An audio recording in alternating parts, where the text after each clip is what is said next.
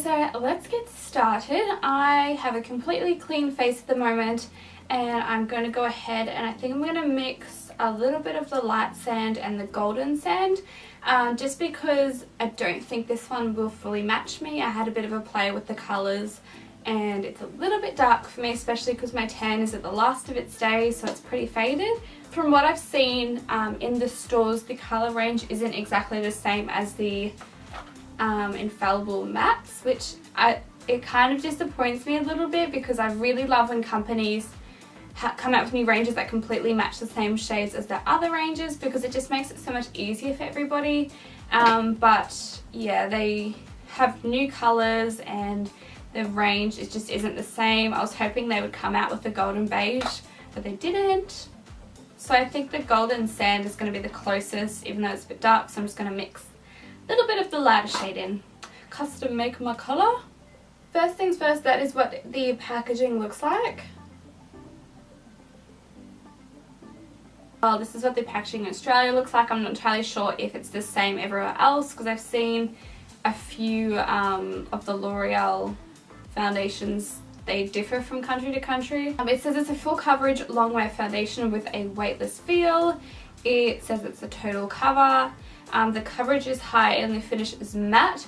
So just from reading the packaging, it looks like exactly what I want in a foundation. I really love full coverage and matte together. I have seen someone on Instagram say that this covers tattoos because of its coverage is so high. That worries me a little bit, because I don't really want a tattoo coverage foundation on my face. I think that's just a bit too much, because I don't really need to cover that much. The tip that you squeeze it out of is different to the Matte Infallible again. The Matte Infallible has like a pointed squeezer, if that makes any difference. This one just has a flat one. I think probably because it's thicker, so it needs a bigger hole to get through. I feel like this is going to be like a mousse consistency. So I'm just going to go ahead and pop some. Oh yes, this is very thick. This is very thick.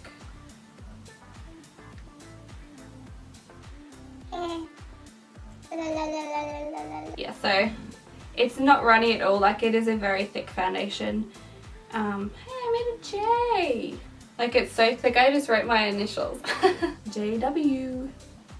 Oh, I'm sweaty. So I guess I'll just start with that amount. I don't really know how much I'm going to need. I'm going to mix in a bit of the lighter shade, just a little bit. And I might also quickly pop on a primer, because I would use a primer anyway. So I'm just going to use the L'Oreal Matte Infallible primer, because it's what I would normally put underneath my foundation anyway.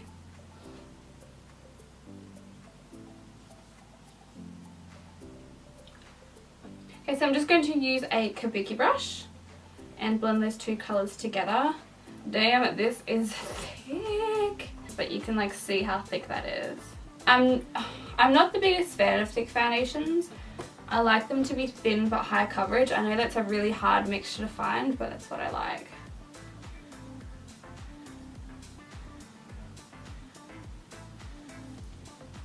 So I'm just going to apply some of that. I think that colour I made is pretty good. I don't want to go any lighter.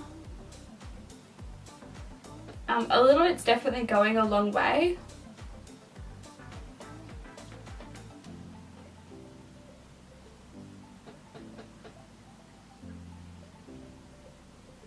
This is a good time to try out this foundation, because I do have a couple of pimples at the moment, so if it doesn't cover those, then it's all lies. But you don't need much of this, because it really spreads out quite nicely.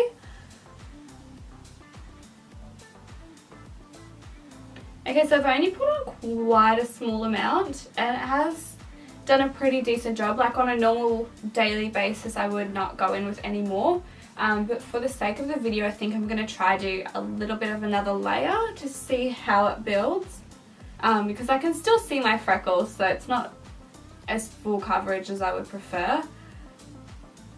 I don't mind having my freckles peeping through, but if it says it's full coverage enough to cover a tattoo, then it should be able to cover freckles. Okay, so this is the one layer on. Like, you can still see my freckles. Like, that one you can really see, and it has got foundation on it. I do like the finish and I would normally stop at this, but yeah, I'm going to try add a little bit more.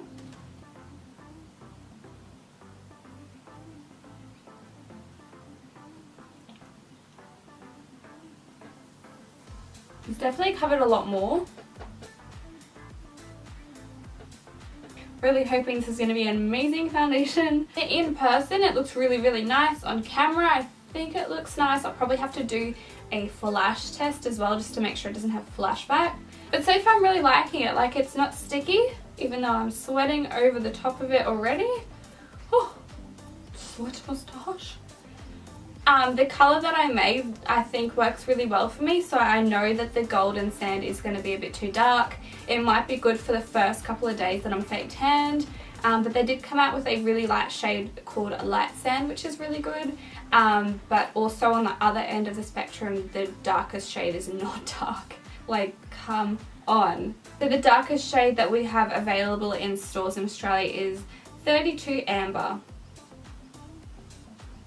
I will show you how that looks on my hand. I have no fake tan on my hand, so it does look a little bit weird, but that is the darker shade. This is something that it absolutely drives me crazy. I work in a store where people come in of all different colours wanting a colour match, and sometimes I can't match them because we don't have a foundation dark enough. And it's not the store itself that I work in that's not buying darker shades, it's the companies that aren't supplying them. I don't know if it's just Australia, but I can walk into any drugstore and not find a shade that is much darker than this shade here. So I think I pretty much rant about that in every single one of my first impression videos because nothing is changing and it drives me absolutely crazy. I think I'm done ranting now. I am going to film a tutorial, so I'm going to put the rest of my makeup on and then go about my day, and I'll come back in I think about 8 or 9 hours, so pretty much a general working day, and just show you guys what it looks like by the end. I think I'm going to be a sweaty hot mess. So I will see you guys in like 2 seconds. I've always wanted to do this. Wait, ready? Okay, so I'm back. I know my lighting is really, really weird at the moment. It is nighttime and my camera had like a mini heart attack while we were gone, so its settings are all out of whack and I have no idea what I'm doing, so this is the foundation after about 9 hours. I feel like it's just the general same problems with a lot of other foundations that I get. It's worn off a bit where I push my hair back. It's worn off a bit around my mouth, which is a bit unusual. A little bit around my nose and on my chin from where I just like rest my hand. So that's usually my normal spots. Still quite shiny in the normal areas for me, like down the center of my face. Smile lines are still quite prominent, which is really annoying because I'm dying to find a foundation that does not crease up when I smile. A lot of pros with this foundation as well. I really liked the finish when I first put it on. It didn't stay tacky, it dried really fast, the coverage was really nice, the colour was nice once I matched it together, even though they don't have a very wide range of colours. Yeah, I'm pretty happy with it after how long I've worn it and how hot today's been and like what I've put it through. I'm ready to take it off. I just want to go to bed. So I don't think you can really see, like my camera is just playing me hard right now. You can see the shininess on my face, but you probably can't see where it's worn off because of my camera's being an a-hole. I'd probably give this foundation, ooh, that's so hard. I'm gonna say a 7, just because I had very high hopes for it to be a little bit better than it was. Like, I was really expecting this to be the one, but I just love the L'Oreal Matte Infallible so much, and I don't think it beat it. I really think that I still prefer that one. Still not obsessed, but I do like it. I just feel like it doesn't do anything more than the other ones that they've come out with. So thank you L'Oreal for actually sending me a couple of the foundations to try. I actually did buy it myself to review and then they sent it to me and I didn't know, so story of my life. They didn't ask me to review it or anything like that. I just really wanted to because it is really, really new in Australia. I don't know if it is everywhere else, but to us it's very new and exciting. I feel like this foundation is going to be really, really good for those people who have normal to combination skin. I'm a very, very oily person, like pretty much no foundation is a match for me. Honestly, I feel like it's done really, really well, seeing it's been 40 degrees Celsius today and I have been sweating like a pig, so I feel like it has done really well that way, and I probably should try it in a day where I'm in air conditioning all day, like at work or something. But yeah, I really put it to the test today. I also did a flash test and it did not come back as flashback, so it is good in that way as well.